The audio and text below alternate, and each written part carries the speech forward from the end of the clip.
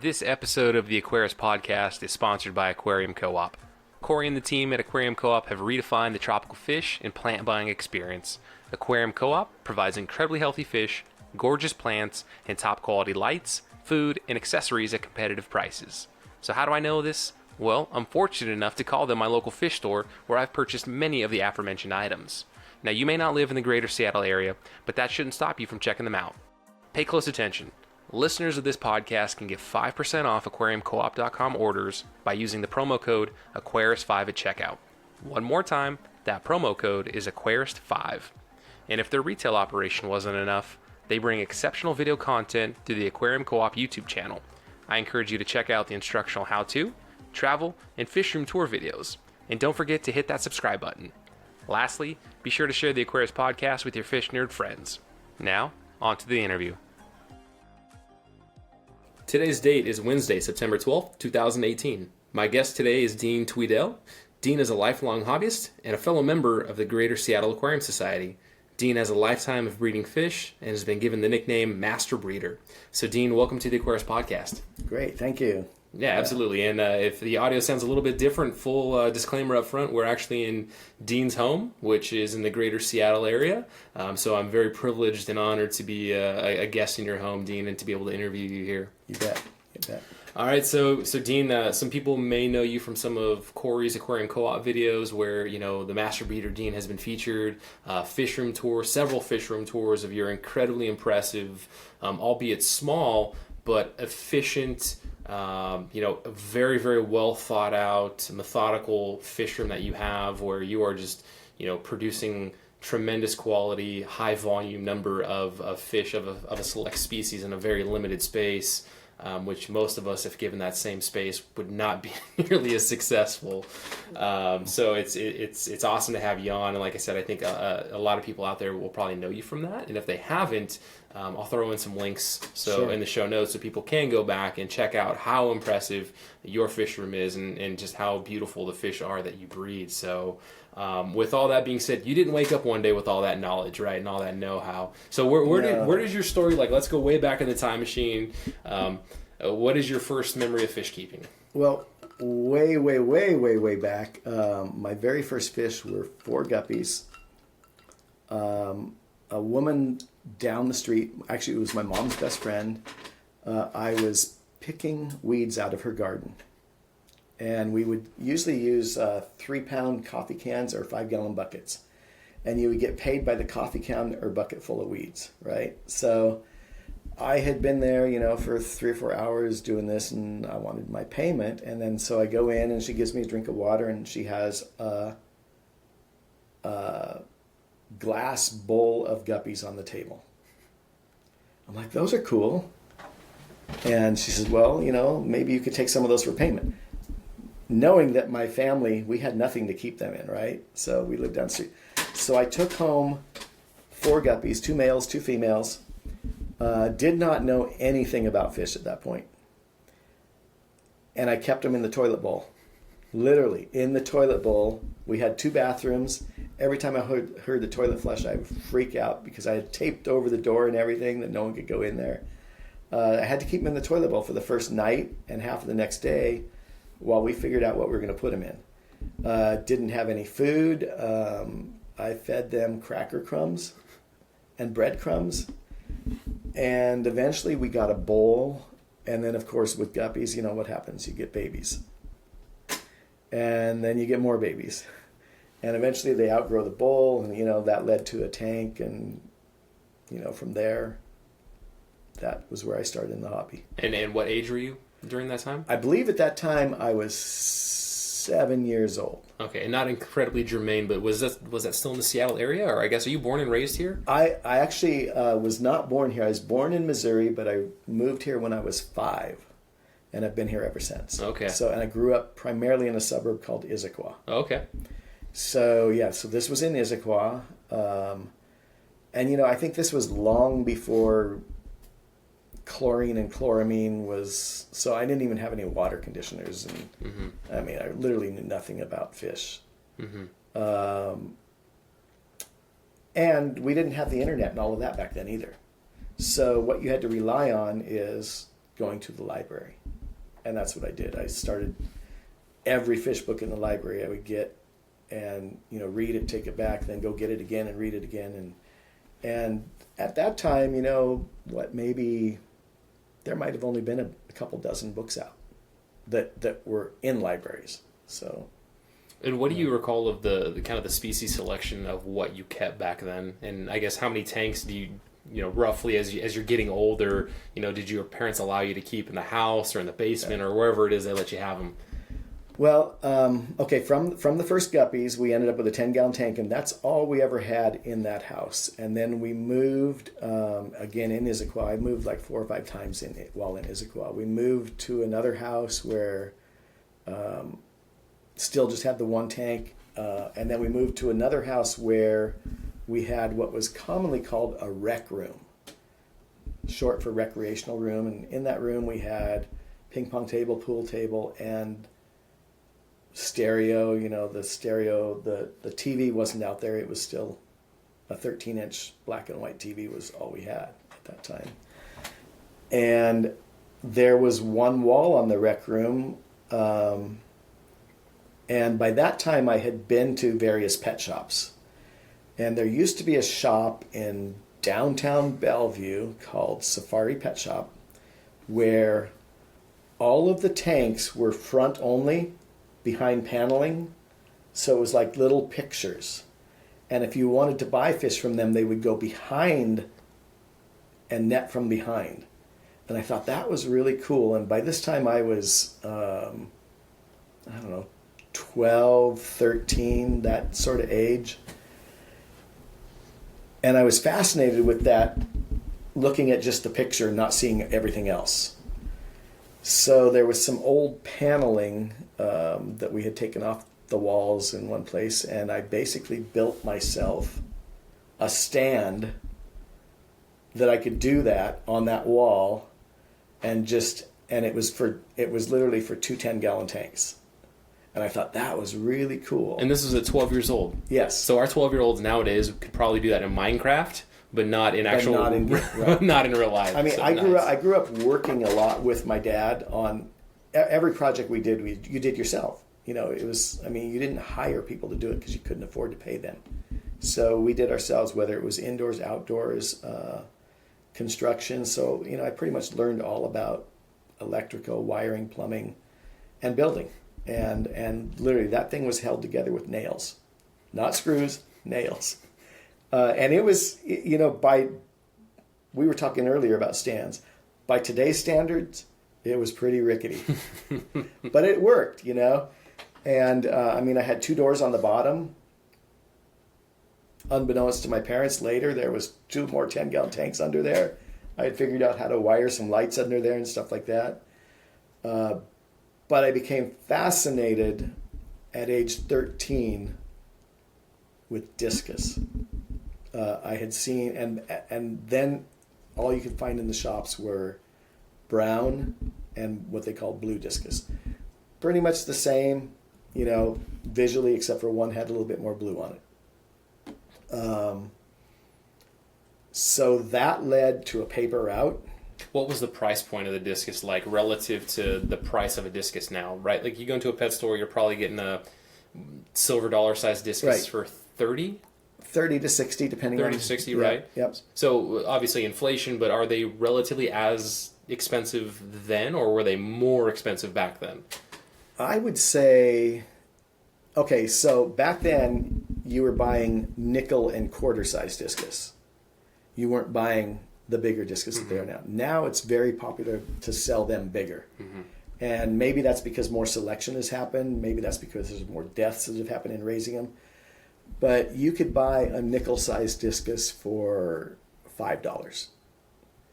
Now you fast forward, 40 years? They were probably more expensive back then. Okay. Yeah. Or 50 years, however many years that is. It's a lot of years. But I became fascinated with them, and I'd also seen, and maybe that's because of the information wanting to gather. We had, or I should say, my dad had subscribed to National Geographic forever, So there was an issue that was printed, I believe, in 1960 about these fish that ate from the side of their parents, right? And I would go through the old National Geographic looking for fish articles, and I came across that. Then I saw them within probably the same month at one of the fish stores or pet stores. There was no specialty fish stores. They were all pet stores back then. And they were all mom and pops. This was, well before any of the big box stores. And I'm like, okay, I want those. And that gets back to the paper route. So I'd have a paper route to earn money, and ended up getting a 29-gallon tank. And I thought this is like a monster tank, right? Because compared to a 10 or a fishbowl, oh yeah, 29. It's a big size tank, right? And I had an old dresser that we put it on, and the whole under gravel filter, some plants, incandescent lights. That's all that you could buy. And I got 4 discus. That was pretty much 6 months of delivering papers, And of course, they didn't all survive. We knew nothing about them other than what you'd read or what the people at the store told you.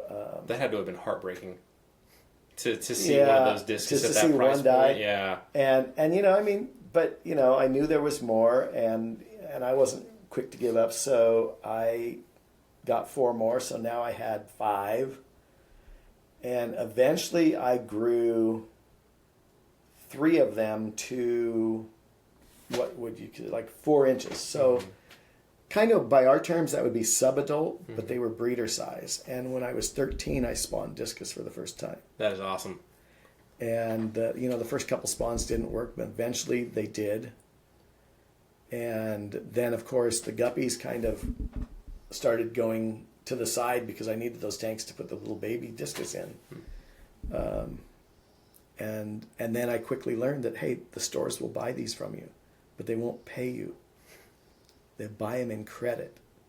And then that opened the door to getting a lot of different fish, a lot of tetras.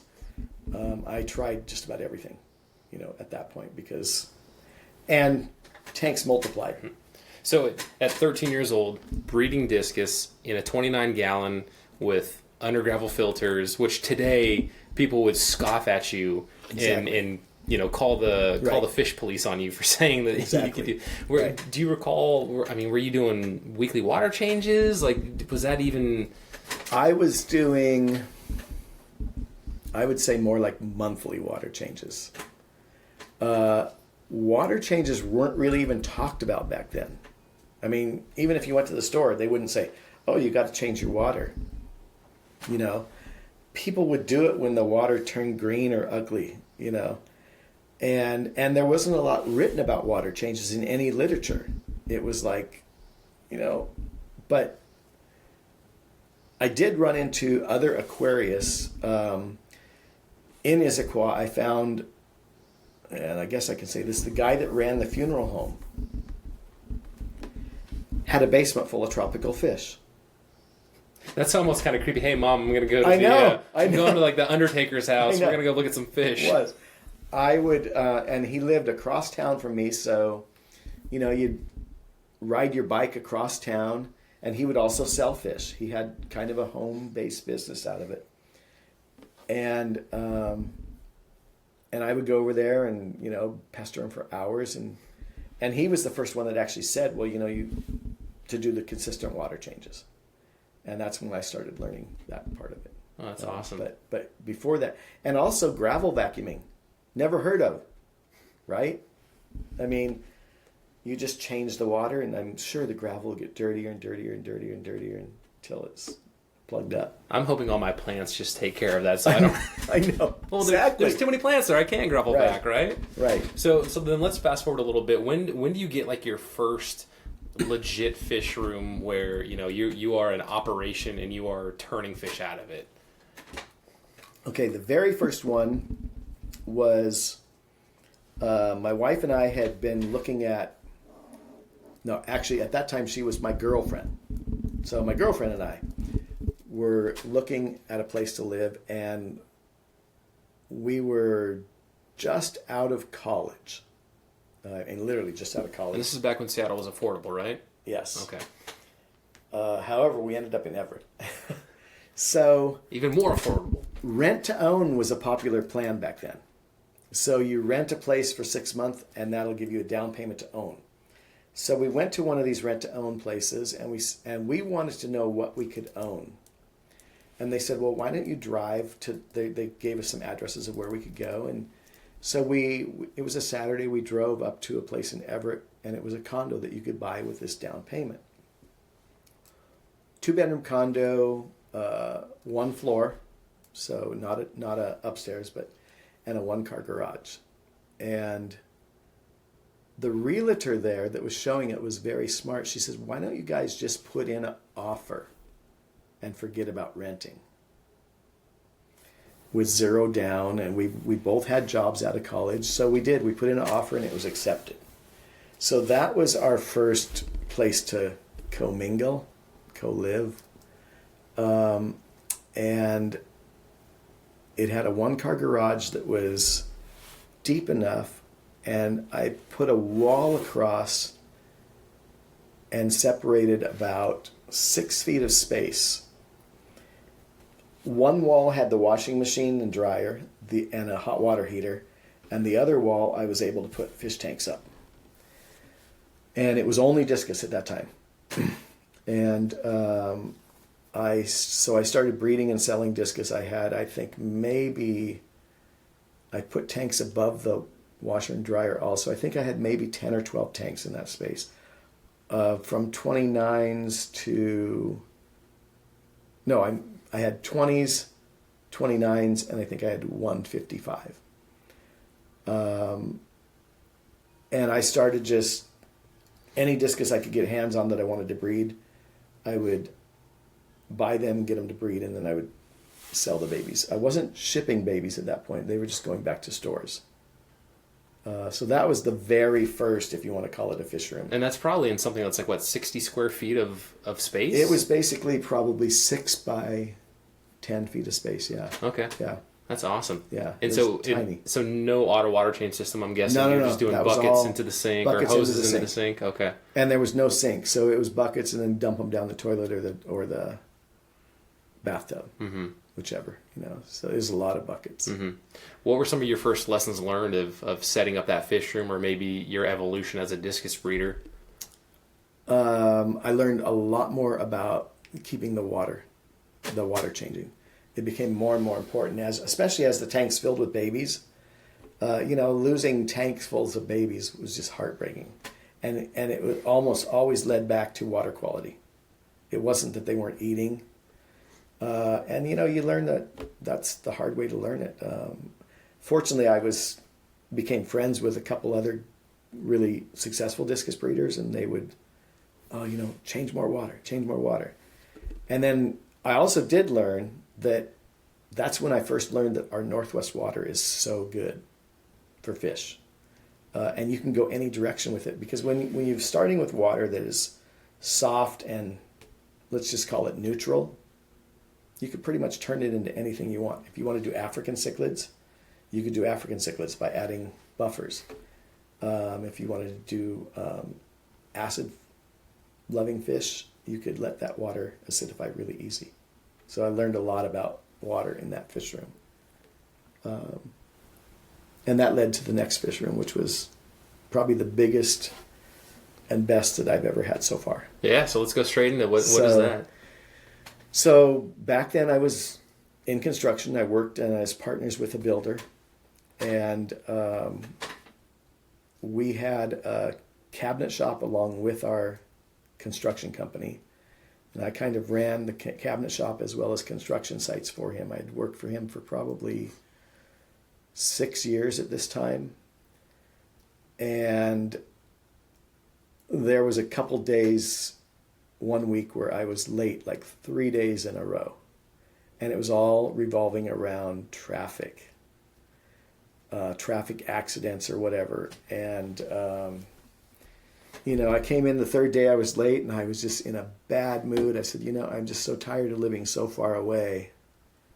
Because our construction sites were pretty much in King County, and I was living in Snohomish County.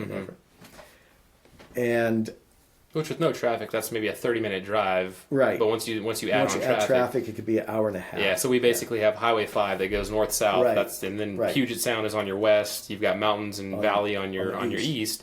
So we are very constricted, and the traffic now is terrible. And I can imagine back then it still wasn't the best. It wasn't the best. It was nowhere near as bad as it is now. But, when you're not counting on an accident, So anyway,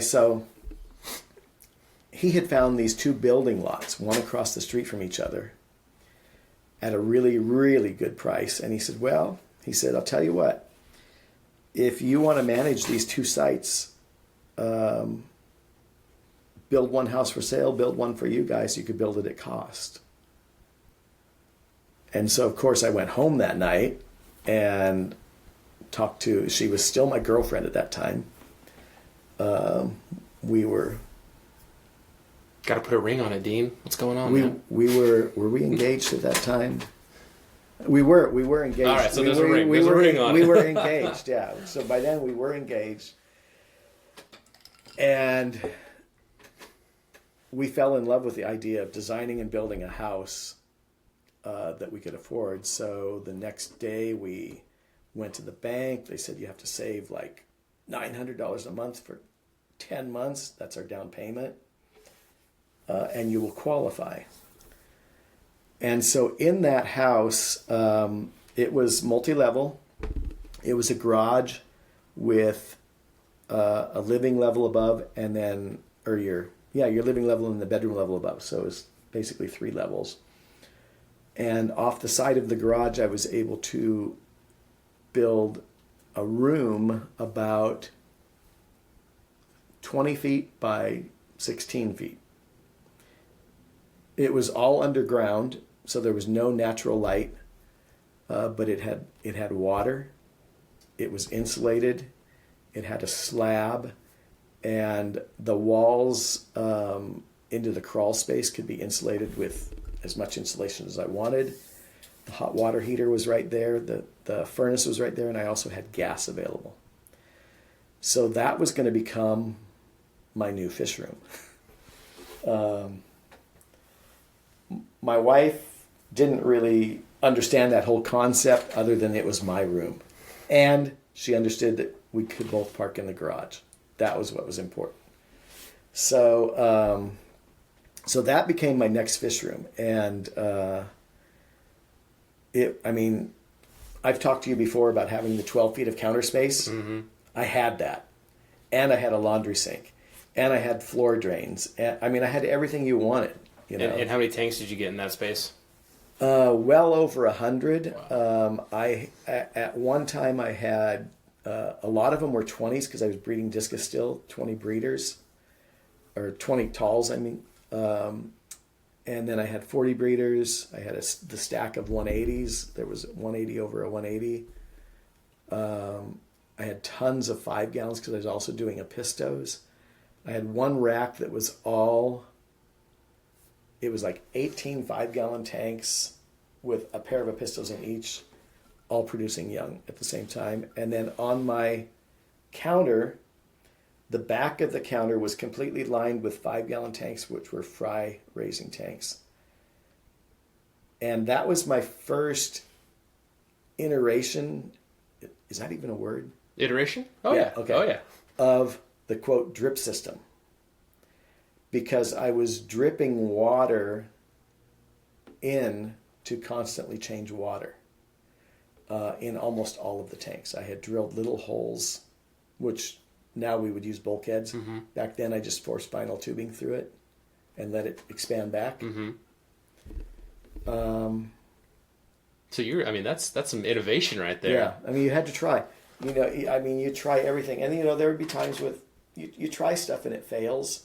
But you move on from that. Mm-hmm. And there's no internet forums at this time, so there was nothing. You're not on Monster Fish Keepers or digital cameras. The sad part is, most of the pictures of that room were destroyed by water problems, not in that room, but that we had in storage later when we had some pipes break.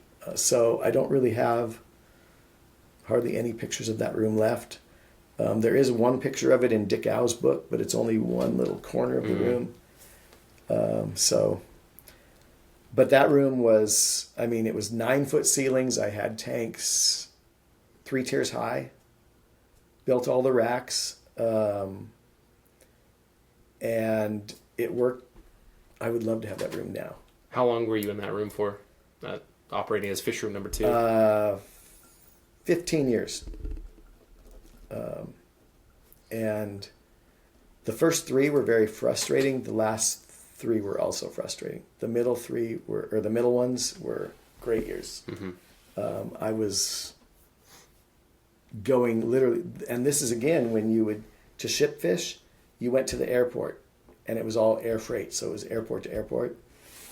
I got to the point where I was driving to the airport 3 nights a week, late at night, sometimes at 2 a.m, to be the last to drop off. So it'd go out on the first flight in the morning. That was always the goal. And then I would still be getting up at 6 a.m. to go build someone else's house. So, and as far as the species selection, so just outside of this fish room, or maybe this fish room is where you came across this, but when I hear you talk about fish to breed, you're very business minded in that you need to breed things that are going to sell, right?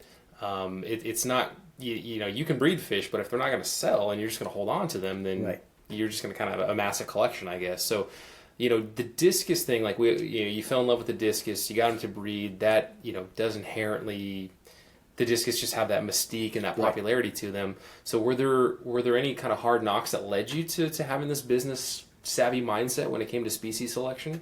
Well,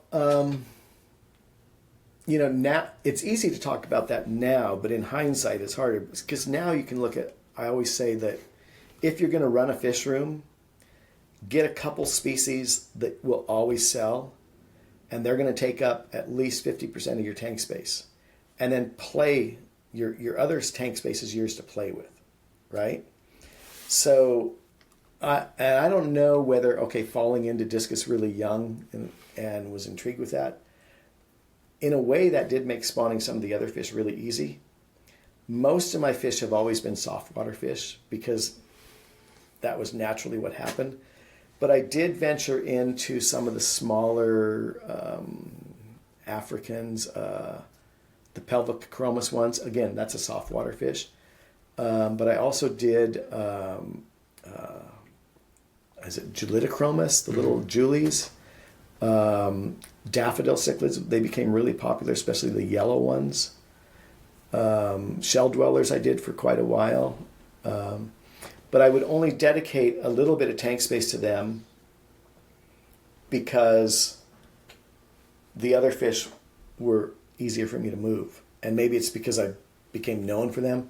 Apistos I could always sell or trade off the babies. And then rams again. Rams was another one that I bred back then. And I was working, I want to say working, but I was close friends with Dick Au back then. And we would trade fish back and forth. Or he would get some in and he'd say, oh, you got to try these. I'm selling them like hotcakes here. And, that might be the next trend that sells really good in Seattle. Angelfish. Back then I was kind of against mixing angelfish in discus room because I'd always heard horror stories about people that did it. So I never did it. Well, what would some of these horror stories be of? Angelfish will kill all of your discus because they're carrying diseases. But they're still in separate tanks, though. Yes. Yeah, but even a splash. And, and granted, there was a time where there was what they called the discus or angelfish plague. And people would lose their whole fish room over the course of several months. Literally everything. And they didn't know a cure for it. And they didn't know whether it was genetic, bacterial, or a virus or whatever. And so we feared that like the plague, I was also friends with another guy that that his dad was a dignitary in Thailand, I think it was Thailand. And so he could go and bring stuff back without having to deal with the customs. So he brought me some, at that time they were called pearl scale angels. And I had to go over there in the middle of the night because he got back always in the middle of the night on a Sunday night. And I'm like, I don't know if I want those. They're cool because of the scaling pattern. He said, there's no one else in the United States that has them. So I decided I'd dedicate some tank space to them, and they ended up selling for a higher price than baby discus. I was always looking for something that would pay for the fish room, whether it be the food, the medications. I never really worried too much about the utility bills, but the rest of it, new tanks, new nets, whatever you needed. If you have something that'll pay for that, it just makes the rest of the hobby a lot easier. And that's only talking to people that really are, there's hobbyists that only have 2 tanks and they're happy with that. Mm-hmm. Be happy with that, because that's where you are. But if you're going to operate a fish room, you're going to want some return from that. Whether it's store credit or selling stuff, you're going to want something back. Fish food, especially some of the frozen food, can get quite expensive. But if you can trade for that, it makes it a lot easier to swallow. So through the years, how have you seen, the ease of being able to trade fish in, to sell fish to other hobbyists or back to the stores? How has that kind of changed throughout the years, and where do you think we are at this point? Well, okay, first off, we've got eBay, you've got Aquabid, so you have those options. Craigslist is really popular. There's other ones, like OfferUp, I don't think they're used as much. So you have more outlets, plus you have the internet, which is almost free advertising. Not quite free, but almost free. So I think getting the information out there that you have these fish is a lot easier. But at the same time, we've lost thousands of mom and pop stores. And I don't know about the rest of the country, but out here, I can't walk into a Petco or a PetSmart and say, hey, do you want to buy some of my fish? Because the answer is no. They're linked to their own wholesaler. They're not linked to hobbyists. So, you have to find the privately owned stores that are willing to deal with you. And not all of them are. But if you approach them at a non-busy time, when you can talk about what you have, maybe you take them a bag of sample fish for free. I've done that many times. Here, try these. Let me know. I'll come in a couple of weeks and see if they worked out. You got to become their, I don't know the right word, but you got to kind of become their partner in it. Right. And don't be asking for more than what they can afford. You almost have to give a little bit more in the relationship, you right? do, Because they're bearing so much more of the risk, right? They're the ones running the store. They're the ones that practically have their life savings on the line. Right. You're just kind of a hobbyist that wants to, cut your expenses on your electricity a little bit. Right. Yeah. And and there's some stores that will just outright pay you. There's other stores that say, well, we can only do it for credit. And so you also have to decide, can I take credit? Do I want credit at that store? Do I need the money? What is it? And so, and you also have to understand that the pet business is a 3-tiered price level. There's fish. If you're selling to a wholesaler, that's one price. If you're selling to a retailer, that's another price. If you're selling to an individual, that's another price. And what I've done primarily now is I try not to sell to individuals. because they can go to the stores that I'm selling to and get those fish. And if those stores know I'm selling to their customers also, that might not be a happy ending. So I try not to sell to individuals. There's a few that, if they have something that I want, maybe we trade. But it's easier to not. Let me frame it another way too. So if you had fish room number 2 right now, today, would you be able to still move the same number of fish and the same volume today as you were back then? Is the appetite there? Yes, but it might be different species. I don't think I'd be able to move the same number of discus first of all, back then, I could sell discus at a nickel size to a store. First off, you're not spending a lot of time raising those. It might only be, 2, 3, maybe 4 months. And even to get them to quarter size, that was good. So you could sell them to a store at a lower price. They could afford more of them. You could also ship them. They're easier to ship that size than big fish, mainly because of the weight and the water weight, Nowadays, the small discus could be shipped by priority mail probably. Back then, it was all airport to airport. So I think the shipping part would be easier nowadays than back then. But there's a lot more competition with people selling the larger discus. That seems to be the more popular way to sell them. The smaller fish, the dwarf cichlids, I think that'd be a piece of cake now. And so you might be more diversified.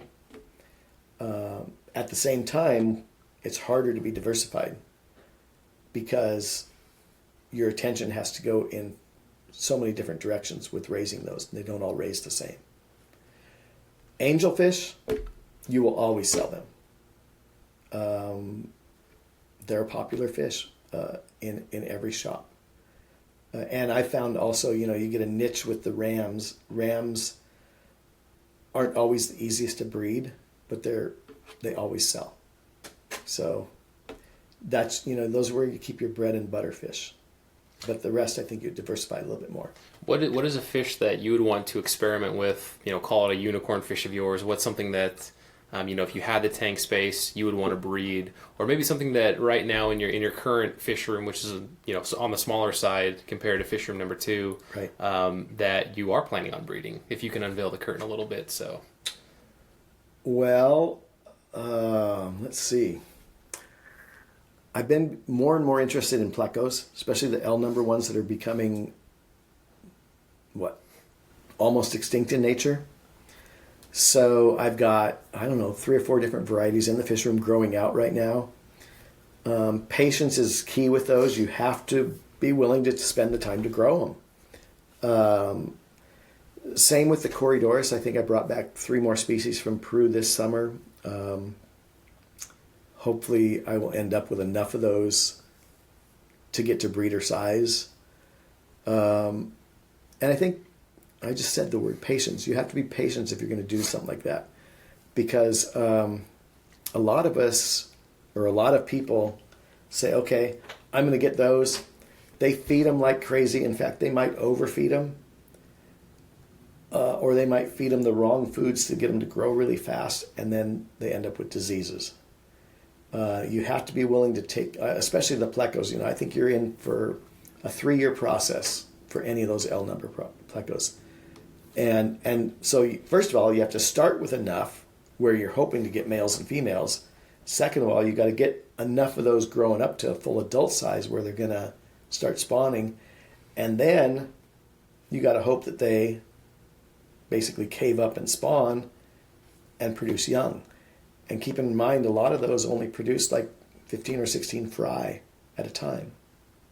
So it's not a huge number.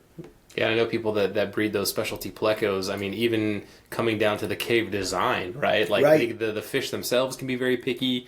Maybe as hobbyists, we're imposing, kind of our own sense of pickiness on the caves, but Maybe. nonetheless, like you may have to play around with tank arrangements and, do you go pleco condo like we were Right. talking about We were talking about that downstairs, earlier, or do we yeah. do individual caves? Do you do something that, much more mimics nature with multi-leveled caves and a mud bank kind of set up to be more biotope like. Right.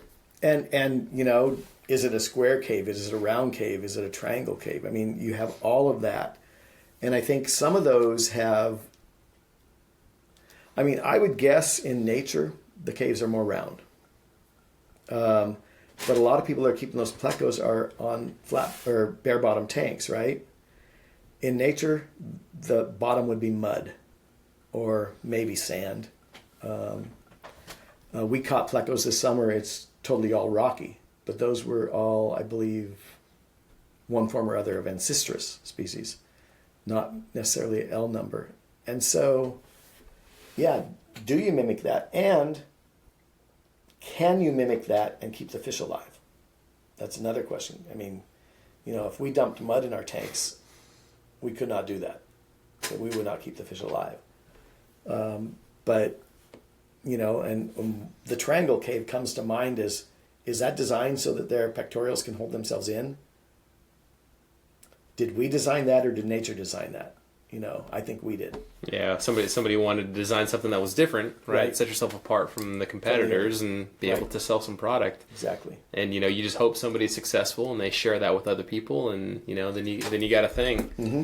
But I guess when you're trying to breed a fish that I believe what export is, it's either banned outright for like the zebra pleco, or it's very severe, right? The number that you can actually export out of Brazil. I think it's outright banned though, isn't it? It's I think it's banned out of Colombia, it's banned out of Peru, and it's on that IUCN list. So it has to come with paperwork. And a lot of people, they don't want to do the paperwork. So you're not going to get the fish. Yeah, and so I mean that zebra pleco is definitely, I mean, it's it is a very, very popular, right, and a stunning and a striking fish. So getting that to breed, it's some people put in, like yourself included, are putting in a lot of time and effort, to grow them out. Exactly. That's actually the ones I have now is my third attempt. Third attempt with the same colony, or third colony, third attempt? Third colony, third attempt. Wow. So and this might shock everybody, but my first colony was over 20 years ago when they very first came in. At that time, you were getting them for $60 each, which seemed like a huge amount of money to pay for fish. And I had a group of, I think, a dozen or 14. I think I started with 14 and ended up with a dozen. I lost a couple along the way. And this was fish room number 2. I had grown them up for 2 years, and they were what I would consider by nowadays standard, they were almost ready to spawn. And we decided to dismantle fish room number 2 and move to Ohio for 2 years. So all the fish, all the tanks, everything got sold. Except for the one tank that we took to Ohio. And so that was the end of my first attempt. And I lost touch with the person who bought them, so I never knew what happened with them. The second time was 4 or 5 years ago. I got another group of a dozen, and they were, by my means, just about to spawning size. And I had a heater stick for a weekend when I was gone, and it stuck on, and it stuck on really bad. The tank was like... They like it warm, but probably not this warm. It was over 110 degrees. Oh my God. I mean, and they were all just cooked. And at that point I was like, okay, I'm done with them. I can't do that again, because that was, over $1,000. And so this time around, how did you come around this colony? So the third colony, I heard, well, I had read that they're going to go on this list. And I thought, okay, if once they're on the list, I'm never going to be able to try it again, probably, because they're just so expensive. So I just decided, you know what, okay, I'm going to do it one more time, get 10 more. I've only lost one of them now, and it was very early on when I first got them. It just was a weak one. And so the other 9 are still actively growing. We saw that maybe they're starting to cave up. I don't know. I still think they're probably 6 months off from being spawning size. So all I got to do is keep doing water changes and feeding them. Keep an eye on the heater. Better heater in that tank now. And literally, I will touch that tank every day. Is it warm? Yeah, it's warm. It's the right temperature. Because it freaks me out. And people have said, oh, you got to get a heater controller for that tank, blah, blah, blah. Those can fail too.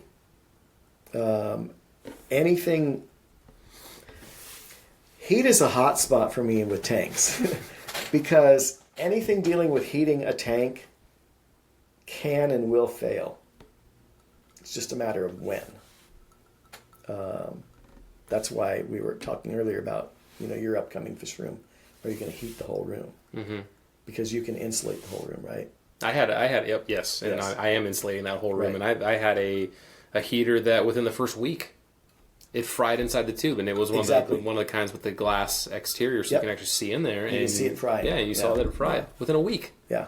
I have piles of old heaters that don't work anymore. And I don't know why I keep them, but it's like piles, Yeah, so I want to get. There's another member of Seattle Aquarium Society that has done a very in-depth analysis on heaters. You know who I'm talking about. I'm trying to get him on the show. I think that would be fun. I think I'll have him on. So yeah, just to talk about his experiences with heaters and the experiments that he's run. He's taken them all. I've given him broken heaters that he takes apart. He said, "Well, I can't figure out what is wrong with that one." Mm-hmm. And did you go cobalt? I mean, we could throw anything out there. Did you put a cobalt in with the zebras or? I did have a cobalt in with them, the new batch, the latest zebras, and that is the one heater that failed. Oh no, that's a pricey unit. Yeah, it was one of the 150s, and it was after, because Cobalt did have some problems with their heaters early on with only one size. They have corrected that long ago, and mine happened to be one of that size. When I called them, they said, no, it's not one of the affected ones, but they replaced it for free. Oh, good. And I've used a lot of them in some of my other tanks. Thing that I like is because I've used the Matten filters. They're thin profile, so they slide behind the Matten filter really easy. So now there's an Italian heater in there. I can't really say the name of it, but because I don't know how. Oh, that's right. You did mention that. Yeah. So it's in there now. It's been but it totally freaked me out when the Cobalt one went bad. And it stuck? No, it stuck off. Yeah, it stuck off, so I was lucky then. Yeah. Because my fish room will only go down to the tanks will stop at about 75 degrees. Mm-hmm. So I was in that tank doing some water cleaning or some maintenance. I go, this feels cold.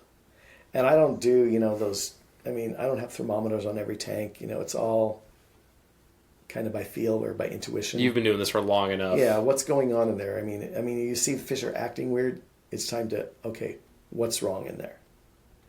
And, people have said, well, you have test kits there. I said, yeah, but they probably haven't been used for, in fact, last time someone did, I checked the dates on the bottles, they were all expired.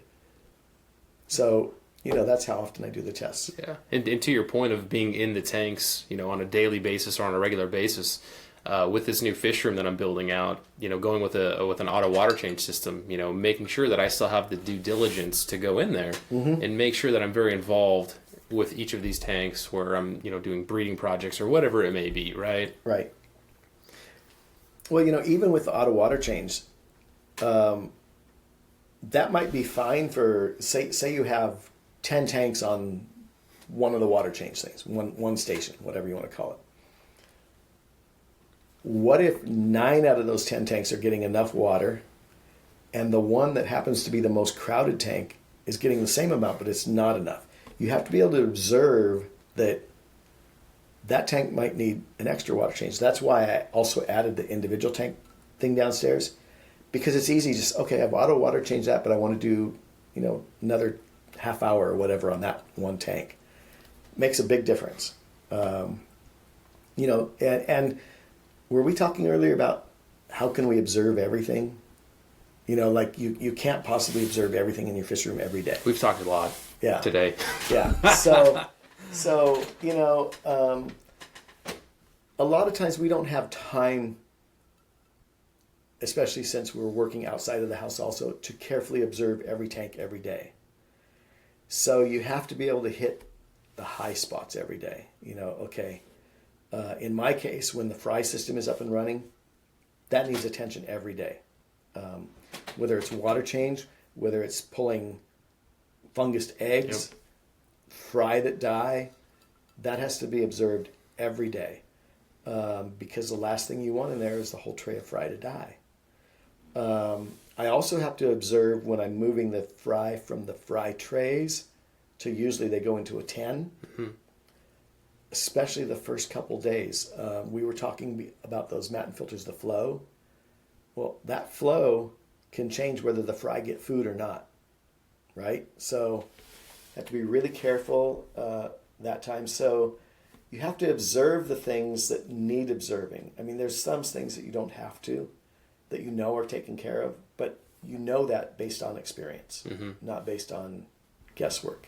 Yeah, it's like in manufacturing, right? Your machines, you have a preventative maintenance schedule, and there are things that you do on a daily basis, and then there's things that you do on a weekly basis. Exactly. So for me, the dailies would be right now, checking in on my breeding project fry that I have going on, right? Making sure that their water's clean, they're getting their, 50 micron food, making sure that they're fed constantly. And that's actually, several times a day.